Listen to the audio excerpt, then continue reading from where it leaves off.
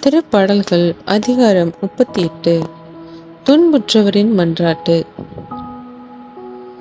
ஆண்டவரே, என் மீது சினம் கொண்டு என்னை கண்டியாதேயும், என் மீது சீற்றம் கொண்டு என்னை தண்டியாதேயும்.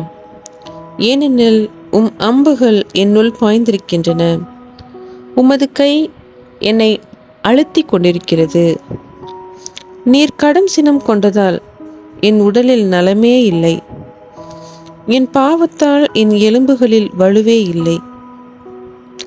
என் குற்றங்கள் தலைக்கு மேல் போய்விட்டன, தாங்க ஒண்ணா சுமை போல அவை என்னை வெகுவாய் அழுத்துகின்றன.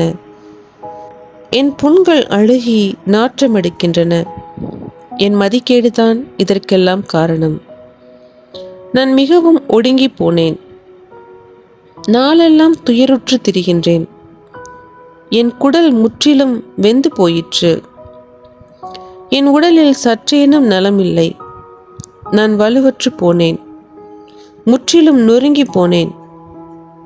என் உள்ள கொதிப்பினால் கதறுகின்றேன். என் தலைவரே, என் பெருமூச்செல்லாம் உமக்கு தெரியும். என் வேதனை குரல் உமக்கு மறைவாயில்லை. என் உள்ளம் வேதனையால் துடிக்கின்றது, என் வலிமை என்னை விட்டு அகன்றது. என் கண்களும் கூட ஒளி இழந்தன. என் நண்பர்களும் தோழர்களும் நான் படும் வாதை கண்டு விலகி நிற்கின்றனர். என் உறவினரும் என்னை விட்டு ஒதுங்கி நிற்கின்றனர்.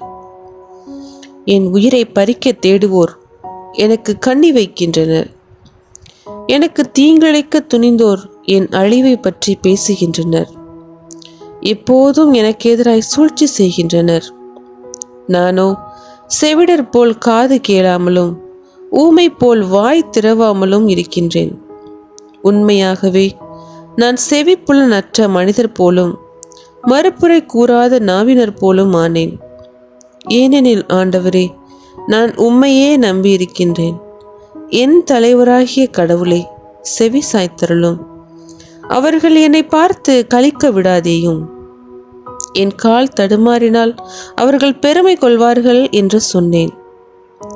நான் தடுமாறி விழும் நிலையில் இருக்கின்றேன். நான் எப்போதும் வேதனையில் உள்ளேன். என் குற்றத்தை நான் அறிக்கையிடுகின்றேன். என் பாவத்தின் பொருட்டு நான் அஞ்சுகின்றேன். காரணமின்றி என்னை பகைப்போர் வலுவாய் உள்ளனர். வீணாக என்னை வெறுப்போர் பலராய் உள்ளனர். நன்மைக்கு பதிலாக அவர்கள் எனக்கு தீமை செய்கின்றனர். நன்மையே நாடும் என்னை பகைக்கின்றனர். ஆண்டவரே, என்னை கைவிடாதேயும். என் கடவுளே, என்னை விட்டு அகன்று விடாதேயும். என் தலைவரே, மீட்பரே, எனக்கு துணை செய்ய விரைந்து வாரும்.